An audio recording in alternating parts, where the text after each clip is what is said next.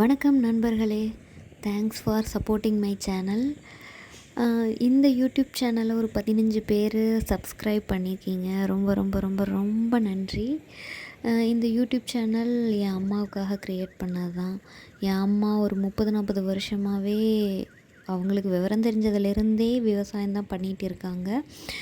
என் அப்பா இறைவனடி சேர்ந்து 20 வருஷத்துக்கு மேலே ஆச்சு. அவங்க தனி ஆளாக விவசாயத்தை ஒரு லேடியாக சிங்கிள் உமனாக 2 பொண்ணுகளை வச்சுட்டு பண்ணுறது ரொம்ப கஷ்டங்க. ஸோ விவசாயியை சப்போர்ட் பண்ணுற விதமாக நீங்கள் சப்ஸ்கிரைப் பண்ணது ரொம்ப ரொம்ப பெரிய விஷயம். ரொம்ப நன்றி. இந்த வீடியோவில் நம்ம டெய்லி சாப்பிடக்கூடிய அரிசி சாதம், அது நெற்பயிர்லேருந்து எப்படி அறுவடை பண்ணுறோம் அப்படிங்கிற விஷுவல்ஸ் தான் போட்டிருக்கேன். ஆட்கள் பற்றாக்குறை தான். இங்கே 2 ஆட்கள் ஏன் போட்டிருக்கோம் அப்படின்னா, இந்த மெஷினால் இந்த வரப்புக்கு ஓரமாக இருக்க நெற்பயிரெலாம் வந்து கேப்சர் பண்ண முடியாது. ஸோ அவங்க அறுத்தறுத்து உள்ளே போட்டுட்ருக்காங்க. ஸோ 100 நாள் வேலை ஆட்கள் வந்து அதுக்கப்புறம் விவசாயத்துக்கு பெருசாக ஆட்கள் கிடைக்கிறது இல்லை. அதனால தான் வந்து நாங்கள் மெஷினை விட்டு அறுவடை செஞ்சுட்டு இருக்கோம். ஸோ எப்படி மெஷின் அப்படியே நெற்பயிரை அறுத்துட்டு ஸோ நெல்லையும் நெற்பயிர் அதை வக்கிப்பிள்ளையும் பிரிச்சுட்டு நெல்லை மட்டும் கொண்டு வந்து டிராக்டரில் போட்டுட்ருக்கு. அதுக்கான விஷுவல் தான். இப்போ இந்த வீடியோவில் கொஞ்சம் முன்னாடி விஷுவலில் பார்த்தீங்கன்னா அத்தனை கொக்கு, ஸோ இதுலேயும் கூட தெரியுது, அத்தனை கொக்கு, அத்தனை குருவி இடையில கருப்பை பறந்துட்டுருக்கு பாருங்களேன். இதெல்லாம் என்ன பண்ணுது தெரியுங்களா? அந்த நெற்பயிருக்குள்ளே நிறைய பூச்சிகள் இருக்கும். அது உழவோட்டும் போதோ இல்லை அந்த நெற்பயிரை அறுக்கும் போது அந்த பூச்சிகள்லாம் வந்து குதிச்சுட்டு இருக்கும். இந்த விட்டி அந்த மாதிரி பூச்சிகள்லாம் நிறையா, பூரா அது இதுன்னு என்ன வேணாலும் இருக்கும். அந்த சின்ன சின்ன உயிரிகளெல்லாம் உணவாக எடுத்துக்கிறதுக்காக தாங்க இத்தனை கொக்கும் பூச்சி குருவி எல்லாம் சுற்றிக்கிட்டே இருக்குங்க. அதுக்கு அந்த மிஷினை கூட கன்சிடர் பண்ணாதுங்க. அதுக்கு பாட்டுக்கு பயம் இல்லாமல் வந்து முன்னாடியும் வந்து உணவை தேடிக்கிட்டே இருப்பாங்க. ஸோ ஒன்ஸ் நெல்லை அறுவடை பண்ணி அந்த டிராக்டரில் போட்டதுக்கு பின்னாடி அந்த நெற்பயிரை இப்படி கவர்மெண்ட் கமிட்டி ஒவ்வொரு ஊருக்கும் இருக்குங்க. அந்த கமிட்டியில் கொண்டு வந்து குமிச்சிருவாங்க. ஸோ கமிட்டியில் நம்மளுடைய தொழிலாளிகள் இருக்காங்க. அவங்க என்ன பண்ணுவாங்கன்னா, ஒவ்வொரு சாக்குலேயும் அந்த நெல்லை பிடிச்சு அளந்து வெயிட்டை போட்டு வச்சுருப்பாங்க. ஸோ அதன் பின்னாடி ஏலம் விடுவாங்க. இந்த ஒவ்வொரு வியாபாரிகள் நிறைய பேர் வருவாங்கள்ல வெளியிலேருந்தெல்லாம், அவங்கக்கிட்டலாம் வந்து அந்த சாம்பிள் நெல் கொடுத்துருவாங்க. அவங்களுக்கு ஏலம் விடுவாங்க. ஏலம் விடும்போது ஒவ்வொரு வியாபாரிகளும் அவங்களுக்கு தகுந்த விலைக்கு அந்த நெல்லை ஏலத்தில் எடுத்துப்பாங்க.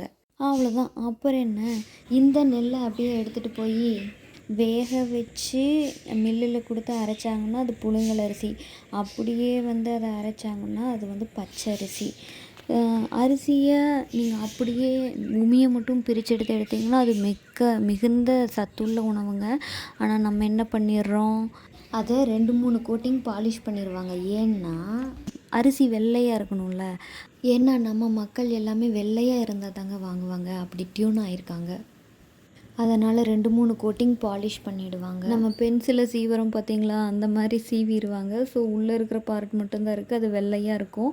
அதனால தான் சத்து இல்லை, சர்க்கரை நோயாளிகளுக்கெல்லாம் வந்து வெறும் கார்போஹைட்ரேட் மட்டும் இருக்குது அப்படின்னு வந்து சொல்லிகிட்ருக்காங்க. இந்த அரிசி உங்கள் பிளேட்டுக்கு வரக்கு ரொம்ப கஷ்டப்படணுங்க. ஏன்னா அந்த நெற்பயிர் வளரும் போது எலி வந்து ஃபுல்லாக நிறையா கடிச்சிரும்.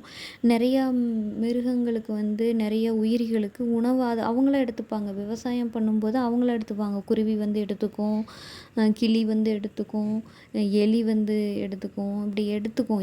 அதுவும் இப்போ காட்டு பன்னி வேறு வருதுங்க. அது வந்து எல்லா இடத்துலையும் பறித்து வச்சுட்டு போயிடுது. தேங்காயெல்லாம் மனுஷன் மாதிரியும் உரிச்சு போட்டிருக்குதுங்க. இந்த மாதிரி நிறையா விலங்குகள் வருது. நரி கூட எங்கள் அம்மா ஒரு டைம் பார்த்தாங்க. நாங்கள் சின்ன வயசில் இருக்கும்போது கரும்பு போட்டிருப்பாங்க. அப்போ நிறையெல்லாம் ஊழ விடுவோம், வீட்டுக்கு தோட்டத்துக்கே கேட்கும் நல்லா.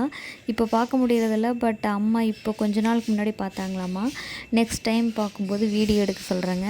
எல்லாம் எடுத்ததுலேருந்து தப்பிச்சு அந்த நெல்மணி